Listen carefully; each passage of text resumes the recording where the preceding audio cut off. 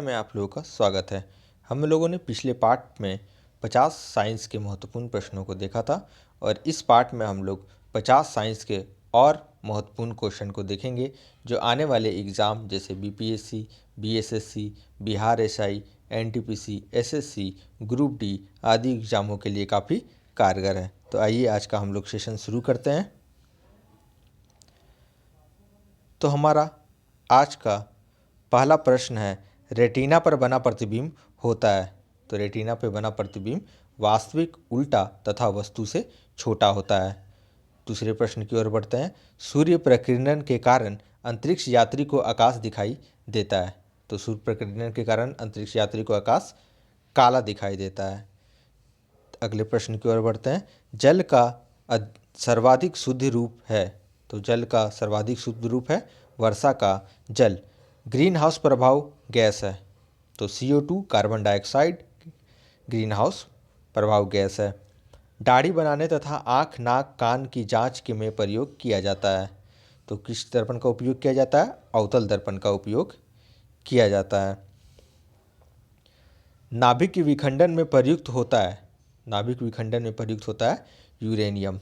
चंद्रमा पर गुरुत्वाकर्षण त्वरण का मान पृथ्वी के मान का कितना होता है? 1/6 भाग होता है।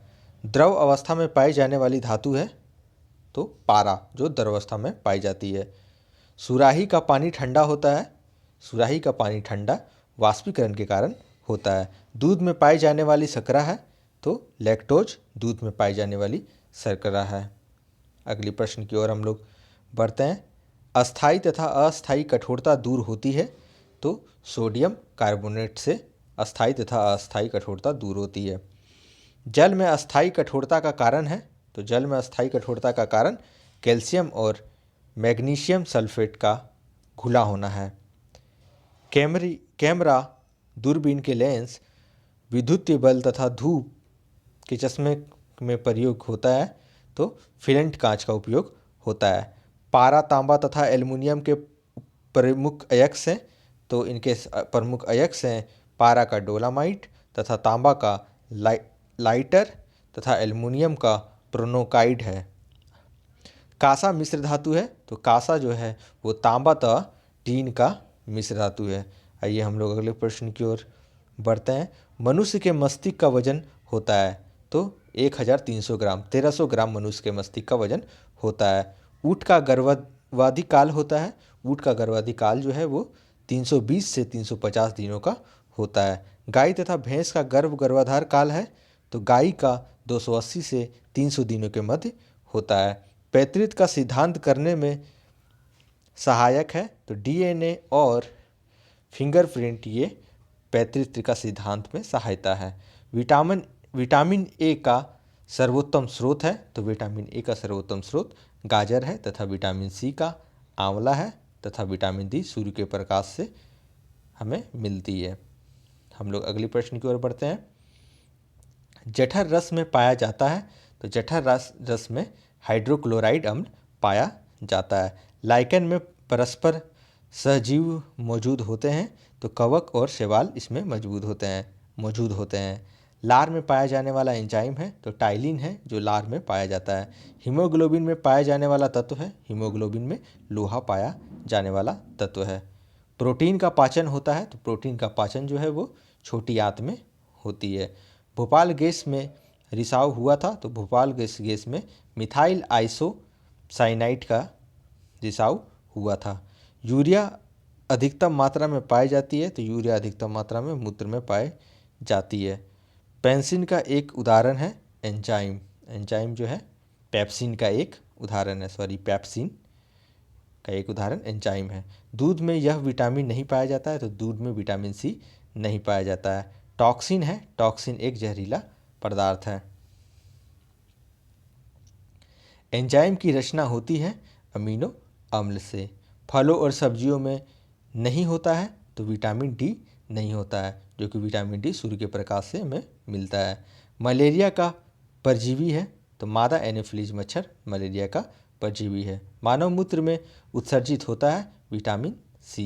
विटामिन सी मानव मूत्र में उत्सर्जित होता है। दूध में उपस्थित प्रोटीन है तो केसिन दूध में पाया जाने वाला प्रोटीन है।